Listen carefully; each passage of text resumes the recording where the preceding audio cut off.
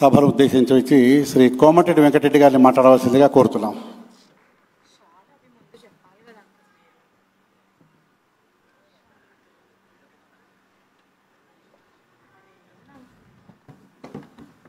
పెద్దలు, ఈ కార్యక్రమానికి ముఖ్య అతిథిగా విచ్చేసిన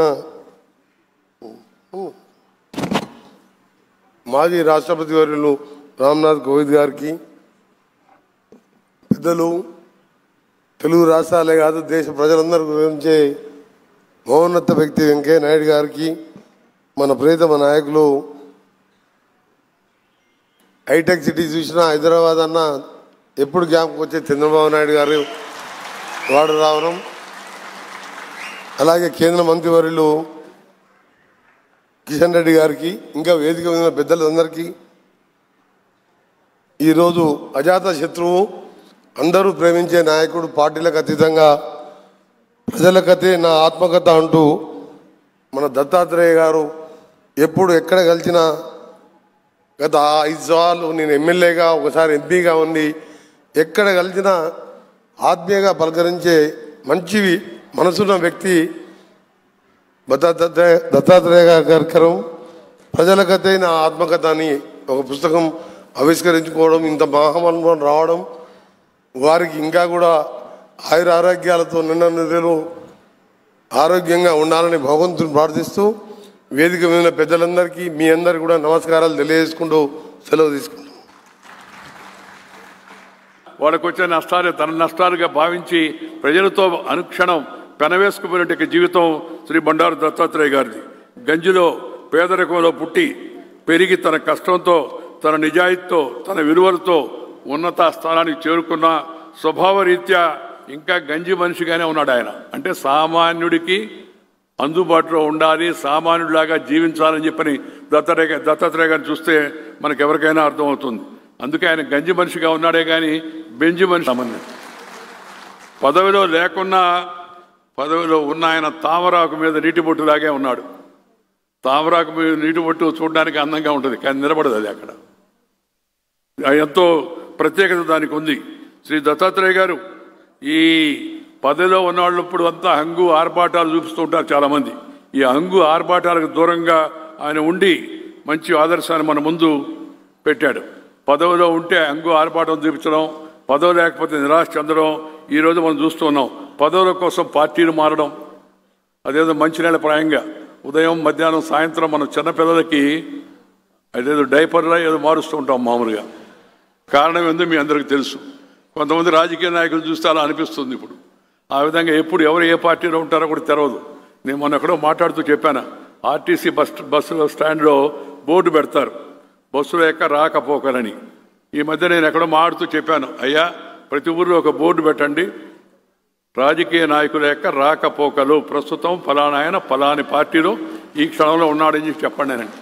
రాజకీయం అంటే అలాంటి చులకనైపోయింది, బాధ కలుగుతుంది. ఎందుకంటే మేము కూడా రాజకీయాల నుంచి వచ్చిన వాళ్ళం కాబట్టి. రాజకీయాల్లో నీతి నిజాయితీ ఎంత ముఖ్యమో, నమ్మిన సిద్ధాంతానికి కట్టుబడడం కూడా అంత ముఖ్యం అని చెప్పని సందర్భంగానే మనవి చేస్తూ ఉన్నాను. అందుకని అలాంటి వాళ్ళ యొక్క జీవితం కింద నుంచి పై స్థాయి వరకు, రాజ్యాంగ పదవి అయినట్టే గవర్నర్ స్థాయి వరకు వెళ్ళినప్పటికి కూడా ఎలా జీవించగలరో అనేది ఒక ఉదాహరణ ఆ పెద్ద చూసి మనం నేర్చుకోవాల్సిన అవసరం ఎంతో ఉందని మీ అందరికీ మనం చేస్తున్నాను. దత్తాత్రేయ గారు సంఘంలో పనిచేశాడు, భారతీయ జనతా పార్టీలో పనిచేశాడు, అందరం కలిసి పనిచేశాం. మా భారతీయతే మా రక్తం, మా యొక్క రక్తం ఏంటంటే భారతీయత, నేషనలిజం. అది చూస్తే ఆ రక్తాన్ని టెస్ట్ చేస్తే భారతీయత కనబడుతుంది. సమాజ శ్రేయస్సే ఊపిరిగా సంఘం మాకు బోధించింది. దాన్ని ఆధారంగా తీసుకొని ఇవాళ ఈ స్థాయిల వరకు వెళ్ళడం కూడా జరిగింది. ఈ విలువలతో కూడిన రాజకీయాలు చేయాల్సిన అవసరం ఎంతో కూడా ఉంది.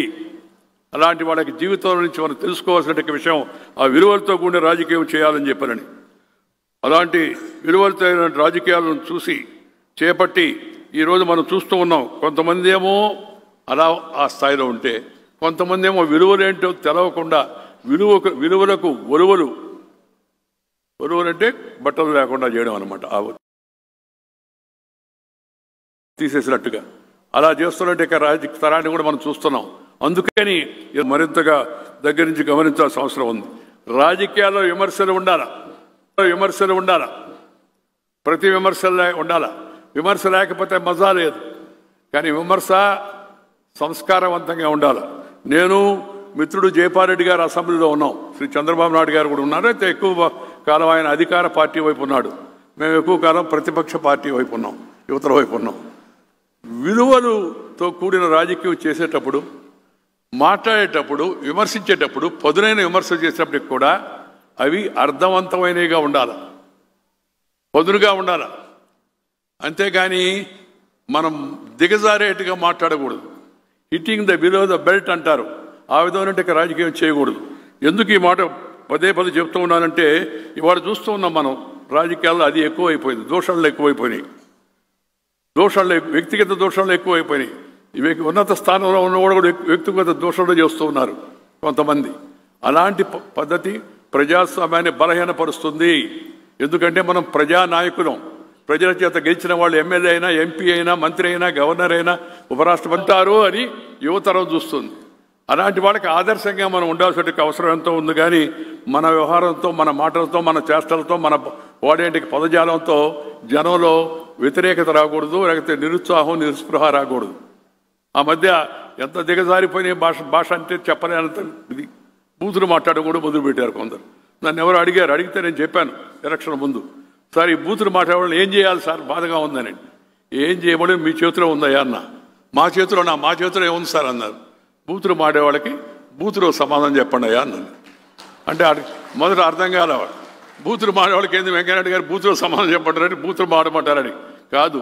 బూతులో ఆ బూత్ ఉందే పోలింగ్ బూతు, అక్కడికి వెళ్ళు, చుట్టూరు పరదా ఉంటుంది, ఏం చేయబడలే, లోపలికి వెళ్ళి మీటర్ నొక్కు, ఫినిష్ అయిపోతుంది. అయిపోయారు కొంతమంది. మనం మీరు చూసారో లేదో, ఈ బూతులు మాడేవాళ్ళు ఒక్కడి గెలవాల. మళ్ళా ప్రజాస్వామ్యం యొక్క పరిపక్వతకు ఆ బూతులు మాట్లాడడం, వ్యక్తిగత దూషణలు, కుటుంబ సభ్యుల గురించి కూడా మాట్లాడడం, ఒక రకమైన పైశాచిక ఆనందాన్ని అనుభవించడం, అదేదో గొప్ప అని చెప్పి అనుకోవడం, అది కొంతమంది ఆ ధోరణి చేపట్టారు. ఇది ఏమాత్రం కూడా ప్రజాస్వామ్యానికి మంచిది కాదు. నువ్వు ఎంత స్థాయికి వెళితే అంత ఉన్నతంగా మాట్లాడాలి, అంత సంస్కారవంతంగా వ్యవహరించాలి. నిన్ను చూసి ఇతరులు ఆదర్శంగా, ఓహో ఎలా ఉంటాడు నాయకుడు అంటే మనం కూడా మన జీవితాన్ని అలా ఉంచుకోవాలని చెప్పని భావం కలగాలని చెప్పని ముఖ్యంగా ఈ సందర్భంగా నేను మనవి చేస్తూ ఉన్నాను. ఈ రాజకీయాల్లో ఉన్న వారికి తాత్విక దృక్పథం కూడా ఉండాలి. సిద్ధాంతం రాజకీయాలు పూర్తిగా వృధా అని చెప్పిన సందర్భంగా నేను మనవి చేస్తున్నాను. సైద్ధాంతిక విలువలున్న రాజకీయాలు దేశానికి మేలు చేస్తాయి. ఇవాళ ప్రపంచ దేశాల్లో ఒకప్పుడు మన దేశం ప్రపంచానికి విశ్వగురువు. ఆ తర్వాత బ్రిటిష్ వాడు వచ్చి మనం దోచుకున్నారు. డబ్బు దోచుకోవడం పోవడమే కాకుండా కొంతమంది మనసు కూడా దోచుకుపోయారు. వాళ్ళు గొప్పని మనం తక్కువ అనే భావం వచ్చింది. మన చరిత్రలో ఆ విధంగా వాళ్ళు చిత్రీకరించారు. ఇప్పుడు నిదానంగా మనం తిరిగి మనం పుంజుకుంటున్నాం. భారతదేశం 4వ ప్రపంచ దేశాల్లో ఇవాళ భారతదేశం 4వ ఆర్థిక వ్యవస్థగా తయారైంది. ఇలాగే కొనసాగితే అది తప్పనిసరిగా మళ్ళా మొదటి 1-2 స్థానాలకు కూడా చేరుకుంటుందని నమ్మకం నాకుంది. ఈ దేశంలో ఉన్న యువత, ముఖ్యంగా యువతరం అన్ని రంగాల్లో చంద్రబాబు నాయుడు గారు ఐటీ రంగానికి పునాది వేసి ఇప్పుడు మనం ఉన్నంటే ఈ హైటెక్ సిటీ వీటన్నింటిని గురించి ఆ రోజు రూపకల్పన చేసి ఐటీకి ప్రోత్సాహిస్తే ఇవాళ యువతరం ఐటీ రంగంలో ప్రపంచంలో కూడా మేటిగా మన యొక్క తెలుగు ఐటీ రంగం ఏతుందో ఇవాళ ప్రపంచంలో గుర్తింపు తెచ్చుకుంటుంది. శక్తివంతమైన దేశంగా తయారవుతుంది.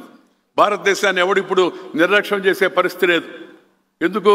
కారణం మన దేశంలో ఉంటే యువతరం వాళ్ళ యొక్క ప్రవర్తన, వాళ్ళ తెలివితేటలు, వాళ్ళ యొక్క సంస్కారవంతమైన ఆదర్శవంతమైన జీవితం వలన దేశం శక్తివంతంగా తయారవుతుంది. ఈ శక్తిని, ఈ వేగాన్ని ఇలాగే కొనసాగించాల్సిన అవసరం ఉంది. అందుకని యువతరం వెళ్తున్నారో దేశానికి మనం ఏం చేశామని ప్రతి ఒక్కరూ ఆలోచించాలి. మన కోసం దేశం ఏం చేసిందని కాదు, దేశం కోసం నేను ఏం చేశాను. దేశభక్తి అంటే ఏందని అడిగాడు ఒక అబ్బాయి నన్ను. నేను చెప్పా, ఎవరి పని వాళ్ళు చేయడం అనేది దేశభక్తి అని. ఎవరి పని వాళ్ళు చేయడం. దయచేసి అందరు కూడా మనకు వచ్చినట్టు రంగాల్లో మన పనిని మనం చక్కగా చేస్తూ, మంచిగా నిర్వర్తిస్తూ, మంచి పౌరులుగా నిలబడితే దేశం మరింత శక్తివంతంగా తయారవుతుందని చెప్పిన సందర్భంగా మనం చేస్తూ, అందరిలో ఒక జాతీయ భావం, irrespect of caste, creed, sex, religion and region, India is one. మన దేశం అంతా ఒకటే, కులం వేరైనా మతం వేరైనా మనం అందరం భారతీయులు అనే భావన అందరిలో నెలకొల్పుకోవాల్సిన అవసరం ఉందని ఈ సందర్భంగా మనవి చేస్తూ సమాజ హితం కోసం జీవించడం మంచిది, జీవించడం ఎలా జీవించాలనే విషయాన్ని శ్రీ బండారు దత్తాత్రేయ గారి యొక్క ఆత్మకథ ద్వారా మనందరం తెలుసుకోవాలని చెప్పని ఈ సందర్భంగా మీ అందరికీ మనవి చేస్తున్నాను.